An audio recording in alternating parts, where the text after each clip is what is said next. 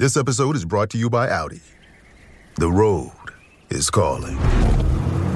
Embrace the thrill of the drive with the all-new, fully electric Audi Q6 e-tron. Featuring effortless power, serious acceleration, and advanced Audi tech. It's not just a new EV. It's a new way to experience driving. The all-new, fully electric Audi Q6 e-tron is here.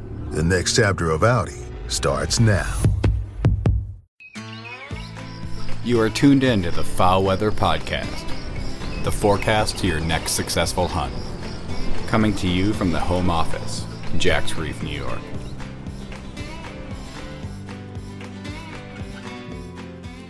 Y'all tell us you don't like overcrowding. You like to have opportunities to see and shoot more ducks. But when it comes to talking about managed hunt, everyone gets their hackles up. It's like we're all too American to have that freedom to fight for a hole taken away from us. We dive deep into the information available to provide food for thought about draw hunts for waterfowl across North America. Is it better or worse to have a managed waterfowl hunt system? That, and we have our sights on another shot of cold in this week's migration forecast. All that on this week's episode of the Foul Weather Podcast. Hey, thanks everyone for listening, and remember to share, like, and follow us on Spotify, Apple Podcasts, Facebook, and Instagram. Also take a second to rate us on Spotify and Apple Podcasts as well, and share the Foul Weather Podcast with friends. Remember that you know where the ducks are at before the ducks know where they're at. We're really thankful for our every week listeners. You folks know who you are. Those that never miss a single migration forecast episode each Monday morning. Y'all are as ate up as me about ducks, duck biology, and duck migration. Our dedicated weekly listeners can pick the best days to hunt because the Foul Weather Podcast forecasts fresh ducks hot from the north. Shoot the ducks from the north before they know where they're at. And remember that we are the only science-based duck migration forecast available. Brought to you by hunters, for hunters. I'm your host, DrMike, coming to you from the home office in Jack's Reef. We snuck in one more duck hunt near the farm before everything really locked up on us again. We were in what we call skinny water or marshes, and we've been really too busy with Christmas travel and family to get in another hunt on that big water just yet. Our season near the farm here in New York goes until January 12th, if you believe that. Many seasons have been ratcheted back up north, but many seasons right now are also closed in places that still have ducks, so no chance to recover those bans on those ducks now if they stay north. Later, we detail some good-looking cold coming in January, so be sure to check on that migration forecast towards the end of the episode as well. With some cold coming, we'd like to take a moment and talk about the dogs in our lives. Our baby Jaeger is just that. Well, she's not a baby. She's 7.5 now, but we call her baby Jaeger because she's only about 48 pounds. And so even with a vest on, that cold really hits her pretty quickly. So just a quick word of caution, right? Your dog's health matters in that cold water. Some might be tanks, big dogs that deal with it better, but many are not. So if you're new to duck hunting and heading into this coldest part of the season, let your dog tell you if they are getting too cold, which is definitely a thing even with a good vest. The coldest and hardest on a dog is usually just after a thaw when there is still ice out but pockets of open water. We work to keep our dogs in a jet sled or boat until needed. Walking with a dog breaking ice drops their body temperature really quickly. Think about that. If it takes you just 15 minutes to walk in those conditions, how often is that dog actually in the water for that long of a retrieve? Not too often unless you really completely suck at shooting, right? So if you can help it, keep your dog dry in the morning until needed. When you get to your spot, put up a dog stand, keep them in the boat, or put them on a muskrat hut. Whatever you have to do to keep them dry until they're needed. Next, think about this. Take shots that are fair to your dog, that gives them short retrieves when the water is hovering near zero. Last, read your dog. I went home with 5 ducks on my last hunt just recently, not because the flight was done, but because baby Jaeger was toast. That was partially my fault. We kind of hiked around for about an hour and a half, half-assed chasing pheasants before even setting up for ducks midday that we found. But no matter, she was out, and we just left in time before she got too cold, right? A hypothermic dog when you're an hour from the truck is nothing you want to deal with, my friends. So look after those four-legged family as the mercury drops out there this duck season. All right, as noted previously, pre-orders are open for the Foul Weather Podcast hoodies, hats, and stickers. Find them at foulweather.co and click on Shop in the upper right corner. And please do remember, we're not Amazon, so these are pre-orders, and when we get enough of them, they'll be finished and shipped. Thanks for your patience, my friends. As noted, we did put a deadline of the 1st of February to ship no matter what. So they are coming. Just be patient. Thanks. Just like our quality forecast we produce, we went with high-quality Carhartt Rain Defender hoodies. These things are forever hoodies, what I call forever hoodies. That is, you won't need another one, and they are weather-ready. They really do fend off that rain. We also have great Carhartt hats with the Foul Weather logo and sticker packs for trucks and gear to show your support of the Foul Weather Podcast. So thanks for your orders, my friends. Keep them coming. And the news you've been waiting for, if you entered your name into the Listener Appreciation Foul Weather Podcast sweepstakes. This week's winner of the Pit Bag and Shadowgrass is somebody just down the road from me near where I grew up in Buffalo, New York, Ian Piercy. So Ian, you are a follower of the podcast, so we sent you a PM to get an address so we can mail you out your great prize. Remember that we are doing a Listener Appreciation Foul Weather Podcast sweepstakes for 5 weeks. In addition to the Foul Weather Podcast, the sweepstakes is sponsored by the Farmland Group and Wildlife Strategies. The rules are really simple. Now, with only 1 week left, this is it, folks. 1 week left in the sweepstakes. We're going to be giving away one more great prize. Once this week 5 post with the item is up on our Instagram and Facebook page, you need to tag a friend and tell us where you are from in the general area you tend to hunt, right? Not trying to spot steal. Something like Kansas or Central Valley or Texas coast is just fine. Everyone that tags someone and adds this information will be entered into the sweepstakes. If the tag people want to be entered, all they need to do is tag a friend as well. Each Sunday, we randomly draw a winner and announce it on the podcast on Monday and post to our social media outlets. We then contact the winner by private message to get the address. A note, though, you kind of have to be a follower of the Foul Weather Podcast on Facebook or Instagram for us to be able to contact you by private message. Just a thing. We just can't private message anybody.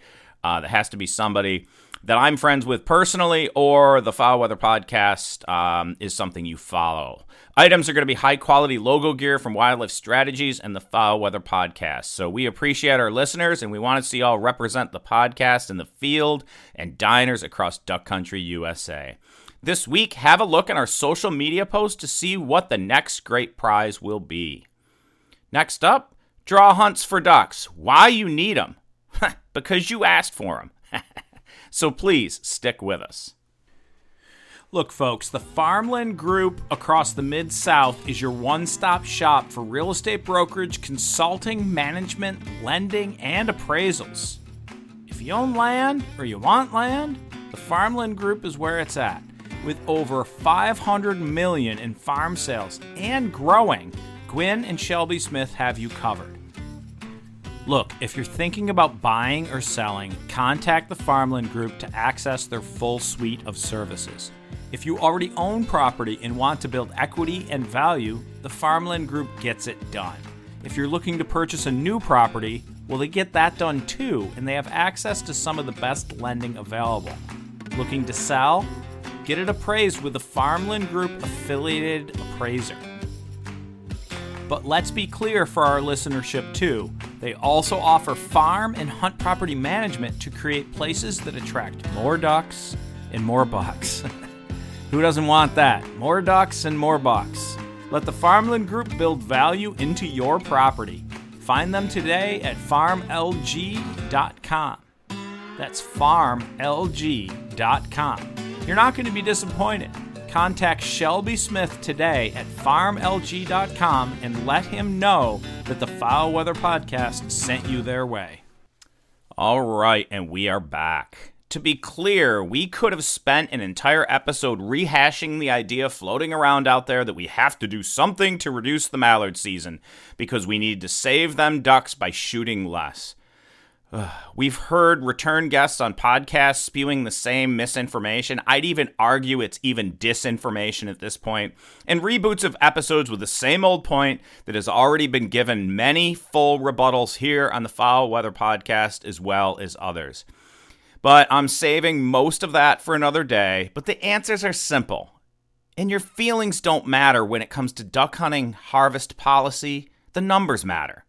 The biggest problem with folks that want to reduce the hen mallard limit to 1 hen mallard per day to quote-unquote save the population is that it doesn't play well, other than into the anti-hunters playbook.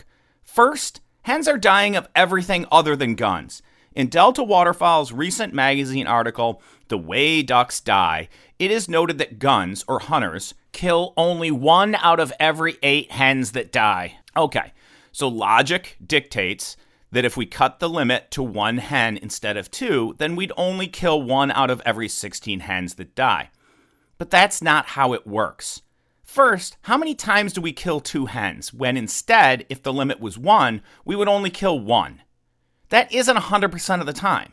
We also assume that if we don't shoot a hen, she will just live and nest successfully. Also not true. More on that math later this winter when I work up some harder numbers. But here is a more important point. Why do we have hen limits on mallards whose population is much greater when we don't for other species with smaller populations, right? That doesn't make sense. Maybe because we can, maybe because we can tell drakes from hens apart in mallards, but to an anti-hunter, they might ask, when do we have a hen limit on widgeon, or teal, or pintails, or scaup? Their argument? From a biological standpoint, if you're telling me that shooting ducks, and specifically females, runs the population, which it doesn't, and you could shoot less ducks, specifically females, to save the population, then why not have hen limits on all species? You see? This is the type of argument these detached people, anti-hunters, would make, and this is a slippery and dangerous slope, and a weird agenda out there for a duck hunter to have to limit hen shooting, to admit guilt of causing the demise of the duck population by shooting ducks when in fact it has no measurable impacts. The reality is that if we sustain the habitat, that is where ducks come from. In fact, think about it. You and the rest of the population are probably doing more damage to ducks by your eating habits and putting up windmills and solar panels in farm fields and putting corn in your truck to fuel it than by shooting a rando hen mallard here and there. And by the way, who is out there intentionally shooting hen mallards? Anyhow, this argument is getting old. It got a full and qualified rebuttal on the Al Afton Waterfowl listserv by Dr. Thomas Reike and by Dr. Todd Arnold on Ramsey's Duck Season Somewhere, episode 472, Are We Killing Too Many Ducks? The idea that reducing season lengths and bag limits to quote-unquote save the ducks is not a new idea. But it has not aged well, and more importantly, it does not play well other than into the anti-hunters playbook. And it's not some grand conspiracy by the duck hunting industry so we can continue to sell more products with a 60-day 6-duck season. I was part of the Atlantic Flyway technical section at one point for the state of Maine, and I can tell you that these are among the most dedicated people for the ducks and the people across duck country I've ever met. And never once did the duck hunting industry come up in the discussions. Not at all. So that one's junk. All of this is so much more simple than y'all are making it. Maybe that's the problem. It's just too easy, and that doesn't get ratings. I don't know. Not sure, but we at the Foul Weather Podcast will always work to inform. Our aim is to entertain and inform, but we take that informed part very seriously because an informed duck hunter is always better than one whose head is filled with and repeats disinformation. And here's the deal. There's a thing called voluntary restraint. So if you think you should lay off the hens and reduce our harvest, then take that into your own hands and shoot less ducks and hunt less days, because that's what you're asking for. So take it on yourself. That is the American way. Not top-down regulations, but bottom-up decisions. So make that difference at the grassroots level and hunt less days because we know days kill ducks. Maybe if you're asking for killing less ducks, just stop hunting this year and ask others to do the same. Okay, that was tongue-in-cheek, kinda. Because that is what you are trying to do through politics. You're trying to reduce harvest opportunities that goes against the grain. Doesn't make sense, and it's likely damaging to the duck hunting culture in this country. And you're not saving ducks. And that's the punchline. It will not save ducks. Hey, if you think it'll save ducks and think we can stockpile ducks, and because you aren't seeing ducks yourself and not understanding how this all works, then pull the political strings. And Arkansas can go to one hen in 30 days because y'all shoot more mallards than all of Canada every year anyway. Let that one simmer for a minute. Oh, and the response from these folks that think we need to do something to save the ducks will be, we never asked for a 30-day season. We never said that. Okay, fair, but you also know that days kills ducks and that bag limit doesn't matter. So what are you asking for? The way we get there is fewer days to duck hunt, and you just aren't directly saying it.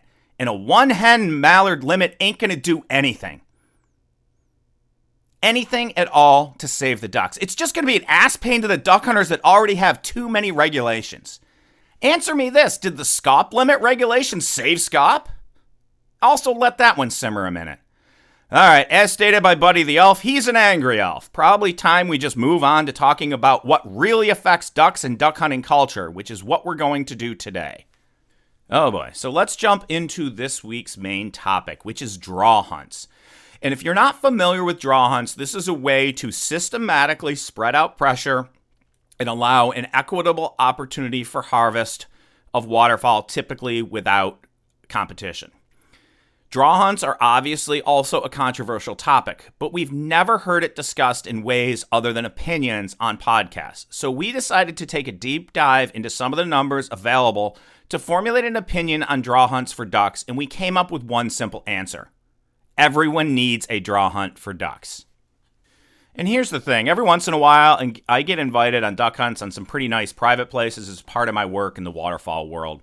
But that's not the norm. My teeth were cut on public land, and I continue to primarily hunt as a public land waterfowler. So I'm not sitting back on my 2,000 acres of private land inherited from my family that used every state and federal program out there to improve it. I'm sitting here as someone who grew up as a lower mid-class kid looking to scratch out a few ducks on public land and caught the bug for duck hunting. Clawed his way to the top through the duck work world and wouldn't have it any other way. I don't think I'd have perspective for the average duck hunter otherwise. I've hunted public land across this country and in Canada, including living in and regularly duck hunting draw systems in New York, Missouri, Mississippi, and Ontario, Canada. We've also published several papers on the subject of duck hunting success and satisfaction. So I don't know what y'all would consider makes somebody technically qualified to comment on public draw systems, but everyone has an opinion, and as stated today, I'm taking a side. Feel free to send your fun hate mail to DrMike at foulweather.co, because in my opinion, everyone needs a draw hunt for ducks, and here is why. Let's start with the fact that duck hunter numbers have declined, and that we all know that a barrier to sustaining the culture of duck hunting and support for waterfowl conservation is the number of duck hunters. So first, we have to agree that we need more duck hunters. Oh, but wait, Dr. Mike, yeah, but I don't want those additional duck hunters clogging up my spot, right? This is a universal truth among duck hunters. So right away, you've admitted that overcrowding is a potential issue. Another way to look at this is that we don't actually need more duck hunters. We just need enough wealthy duck hunters to keep the culture of duck hunting going. But then we get into the argument of if dollars can vote. Of course they can, but then we might start running into politics running duck culture and not the people running duck culture from the bottom up. So I'd argue that the more American way is for more people to be involved in duck hunting and having a voice. So if you're a solid American like I am, I'd argue the more grassroots efforts from more duck hunters providing more duck hunting support is the better way to do it. Okay. So we want more duck hunters, but we don't want them in our hole on opening morning, or for that matter, any morning near us. That one checks out. And surveys of duck hunters tell us that as well. Here we reference the National Survey of Waterfowl Hunters, the nationwide and flyway comparisons, which can easily be found on the North American Waterfowl Management Plan webpage by Googling NAWMP, N-A-W-M-P, National Waterfowl Hunter Survey. It should be the first link that pops up if you're interested in the whole entire report. That's NAWMP, National Waterfowl Hunter Survey. If you Google that, it should pop right up. The key objectives of the National Waterfowl Hunter Survey were 1, identify the key attributes important to waterfowl hunting experiences. 2, examine the social, political, economic, and human capital capacity for conserving waterfowl and wetlands. And 3, assess waterfowl hunters' knowledge, preferences, levels of use, and support for waterfowl and wetlands conservation. I'm likely to spend most of the time here on bullet point number 1, identifying the key attributes important to waterfowl hunting experiences. But what's important is that this survey, as opposed to others in the past, is that they did regional comparisons because not all duck hunters are built the same across this great country. Let's cut right to the punchline, though. Across the board, for all waterfowl hunters in the U.S., the attributes most influencing satisfaction in a waterfowl hunting trip were 1, potential for interference and competition, 2, harvest, and 3, travel distance with preferences including 1, traveling less than 1 hour, 2, harvesting 6 birds, and 3, no competition or low competition from other hunters. Of course, harvesting 6 birds is difficult to obtain on most days, and managers can't influence how well you shoot. But this result is consistent across surveys over the years, and 2 of those are controllable by managers. Years ago, even before modern duck hunting survey instruments, the Missouri Department of Conservation developed the Design for Conservation, the model for waterfowl and wetlands conservation in Missouri. They aim to place a dedicated waterfowl conservation area within 1 hour of everybody's house in Missouri, strived for a 3 duck per hunter average per day, and allocated blinds daily in an equitable manner. This idea, hatched in 1975 by forward-thinking waterfowl conservationists, has now been rebranded Design for the Future and has somewhat removed the focus on waterfowl hunting and conservation, which is pretty emblematic of many of our conservation efforts in dewatering of the money and people that we have away from that. Less money, but redirected interest. Anyhow, that was an aside not directly related to today's topic of draw hunts. The point is that the knowledge that duck hunters don't want to travel too far to hunt, if they don't have to, they want to shoot ducks, and they don't want competition, is not new.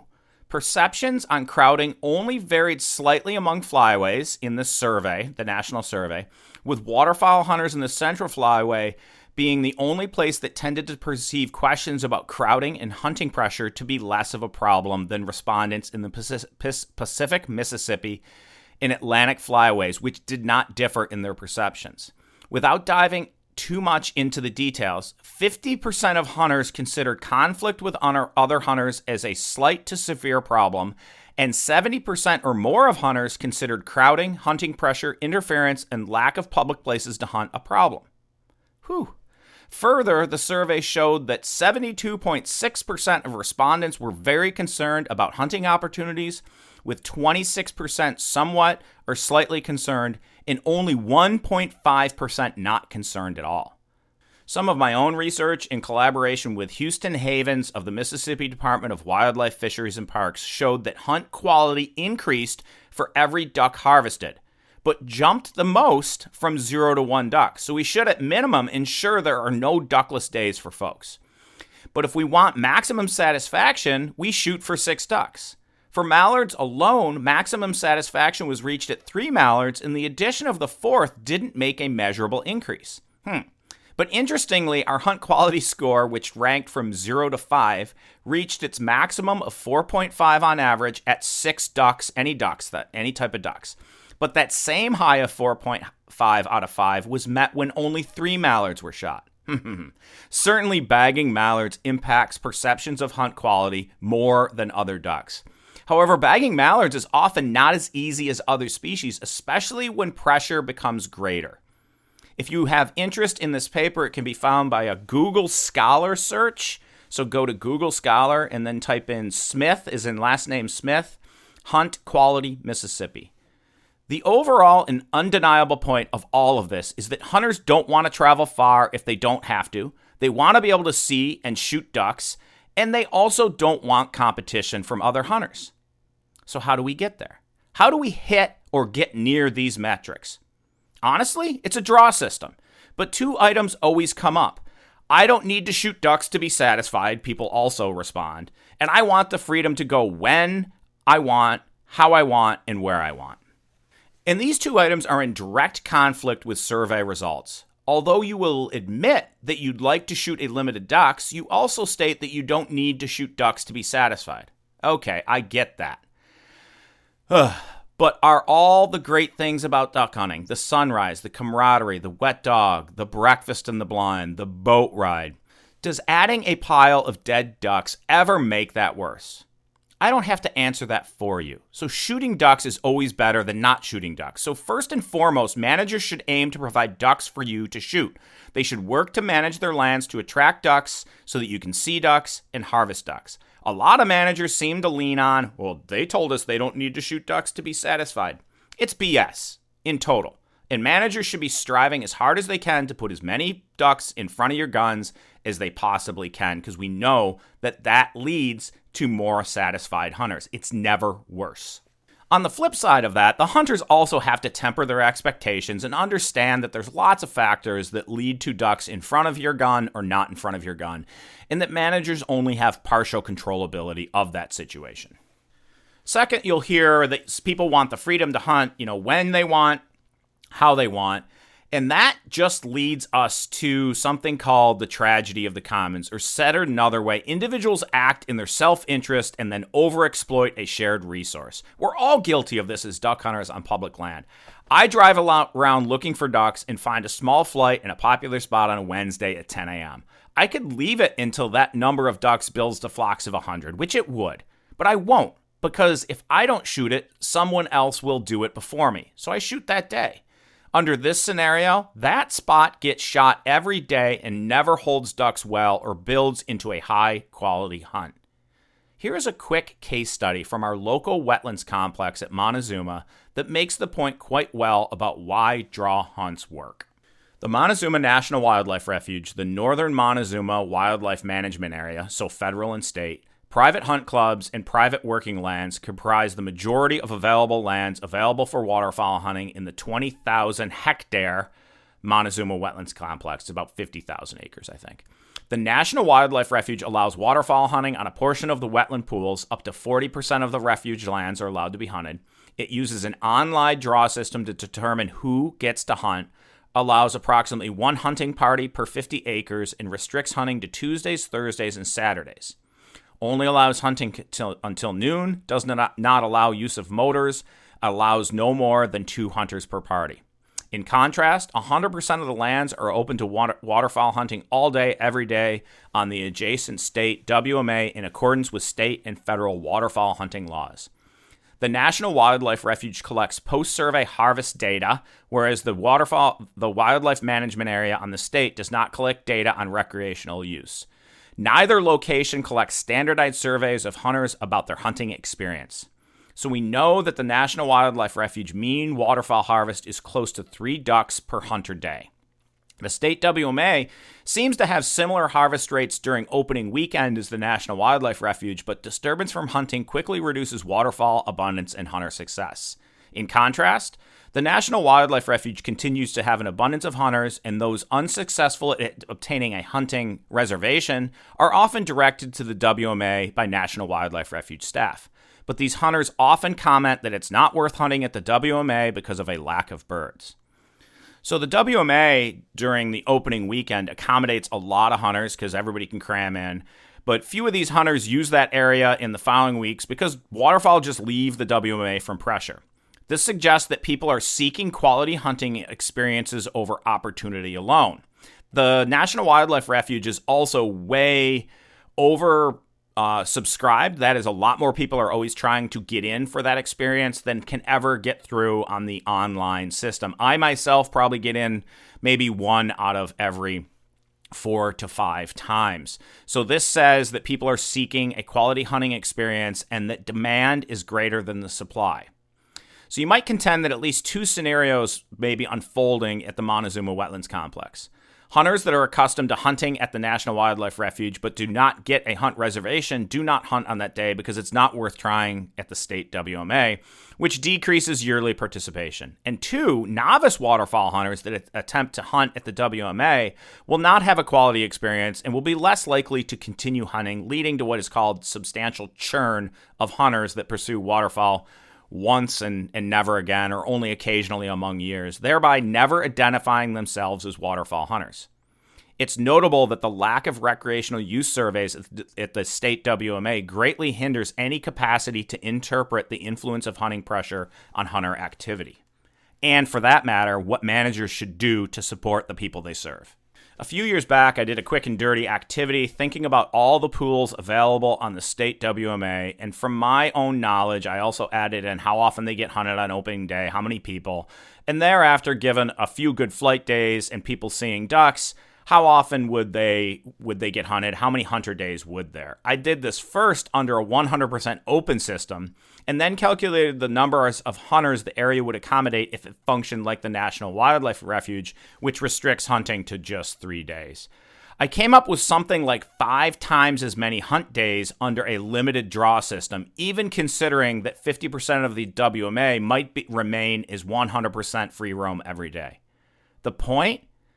Hunters cause their own problems and will not meter themselves. Heck, even when I know I'm doing it, I still do it because of the tragedy of the commons. If I don't shoot it, somebody else will. And guess what?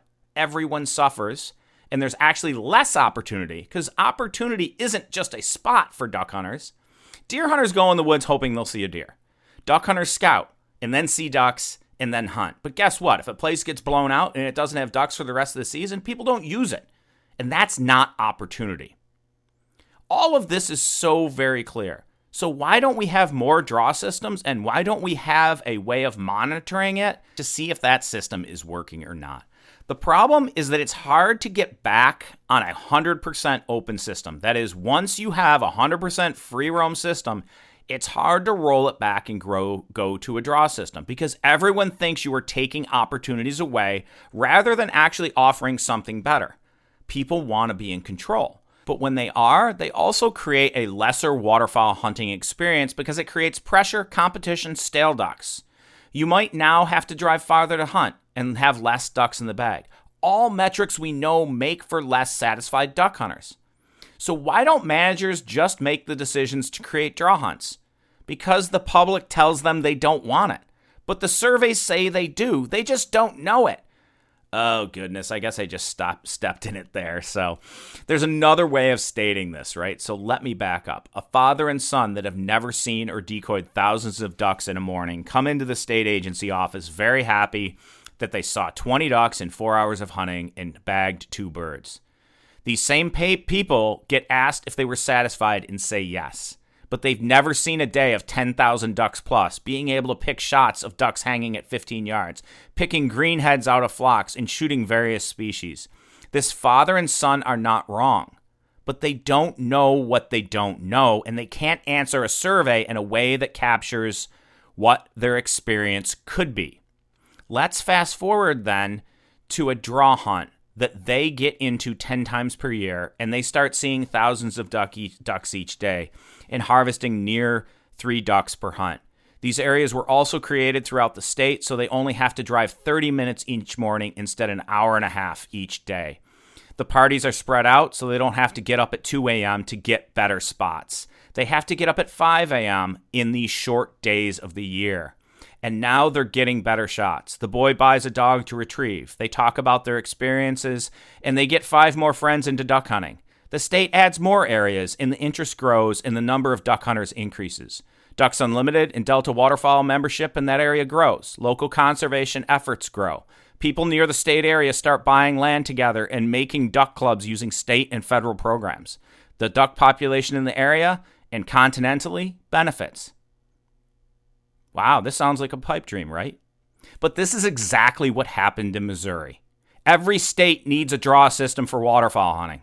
That's my argument. Case closed. Next up, our exclusive duck migration forecast. The cold is coming, so please stick with us. This episode is brought to you by Indeed. When your computer breaks, you don't wait for it to magically start working again. You fix the problem. So why wait to hire the people your company desperately needs? Use Indeed's sponsored jobs to hire top talent fast. And even better, you only pay for results. There's no need to wait. Speed up your hiring with a $75 sponsored job credit at Indeed.com/podcast. Terms and conditions apply. The last thing you want to hear when you need your auto insurance most is a robot with countless irrelevant menu options. Which is why with USAA Auto Insurance, you'll get great service that is easy and reliable, all at the touch of a button. Get a quote today. Restrictions apply. Hold on, folks. Don't turn that channel. We've got some really exciting news for you. The Foul Weather Podcast has teamed up with Wildlife Strategies. That's right. I'm now working directly with Ryan Delaney of Wildlife Strategies to build value into your land. Wildlife Strategies is already known for quality wildlife habitat management, be it deer, turkeys, ducks, or whatever you pursue. Ryan knows his stuff. Look, I don't add my name to just any business, but I believe in what Wildlife Strategies is doing for landowners throughout the Southeast U.S. and beyond. If you want science-based solutions to create great wildlife habitat, Wildlife Strategies is your best bet. If you're interested in ducks, when we say, may your skies be filled, well, Wildlife Strategies does just that. They fill your skies with ducks. Contact Ryan Delaney today at ryan@farmlg.com for a site visit. You won't be disappointed you did. Ryan covers the southern tier of states, and I'm available to build habitat management plans across the northern tier. Contact us today for a quote. The Wildlife Strategies team sees your property through from the initial assessment and development of a 3-year time frame management plan through annual check-ins and course corrections as needed. Contact Ryan today at ryan@farmlg.com or DrMike@foulweather.co. You won't be disappointed you did. Fill your skies with ducks and your forests and fields with deer and turkey with Wildlife Strategies. Remember, if you are interested in wetland or other wildlife habitat consulting, to contact me at DrMike@foulweather.co. Our schedule's really filling up fast for the 2025 season. We probably only have 1 or 2 more openings for big properties, just time-wise. So if you have interest in a site visit, give me a shout pretty quick here. Our services can also be found by going to foulweather.co and clicking on the consulting link in the upper right corner of the page. We also specialize in small property management for food plots and green space renewal. So let us help you find a way to kill those big bucks on small plots. We do it here at the farm in Jack's Reef each year. We also have a lot of new listeners and that have been asking a lot about how the WSI works so well to predict duck migration. So we put up a specific page with a link to the WSI info video. Visit us at foulweather.co and click on the migration page in the upper right. All right, it's that time of the year. I absolutely love to give good news to our friends across duck country. This was news we were not able to deliver on last year. It was just too warm and dry in most places. But we can report this year that the ducks are headed your way. It's coming, my friends, for some, but not all. And it might not be a full freeze-out event this week, but it's coming, my friends. My soft spot this week is the Pacific Flyway that really remains warm and wet. So expect a trickle of early ducks, but the mallards are sticky to where they're at. So stall migration again for the Pacific Flyway this week. So just look to hunt those local conditions and rains and winds that make birds reshuffle. The rest of the country is a different story as cold sets in again starting on Wednesday for the far north, right? For those far north holdout mallards. That cold starting on Wednesday way north should start pushing them. And then more so into Thursday and Friday with WSI values great enough to move mallards out of the latitude of Iowa, Illinois, Wisconsin, and over to mid-Ohio.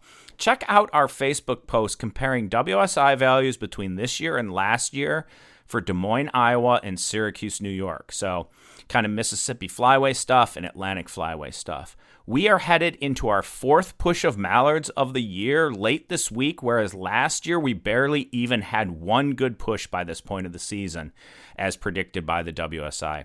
So reports have been good coming in from Mississippi and Arkansas that have at least 2 times as many ducks as last year at this time and a lot more mallards. So get ready, my friends. It should be on for later this week into the weekend. I suggest a Thursday, Friday hunt before the weekend crowd if you have any time left to take off work. It's the same in the Atlantic Flyway, except the mallard black duck flights won't be until around Friday and Saturday. Around the farm, we will thaw early this week, but by Friday, we will have snow and freezing temperatures as the norm. So I expect the remaining shallow bays to freeze and really push those big ducks to the mid-Atlantic region in a hurry over the weekend and into next week. So I think it's a pretty easy one. A lot of those early ducks are where they're supposed to be. At this point, if you look at Missouri's waterfowl counts, the large portion of what they have left are mallards. Most of those early wimpy ducks are kind of from the Boot Heel south. But stay tuned because next week also really looks like the grand finale for some places to the north. Diving ducks are all on the move at the back end of the mallard black duck migration too, so don't give it up if you still got a season open. Maybe hit that big water for a last shot at those hardy diving and sea ducks. Remember, the Foul Weather Podcast is not responsible for your bad decisions, so make good decisions, be safe out there on the water, my friends. And don't forget to go on our Instagram and Facebook accounts and register for our Listener Appreciation Sweepstakes. This is the last week. Thanks for listening, and as always, may your skies be filled and shoot straight, my friends.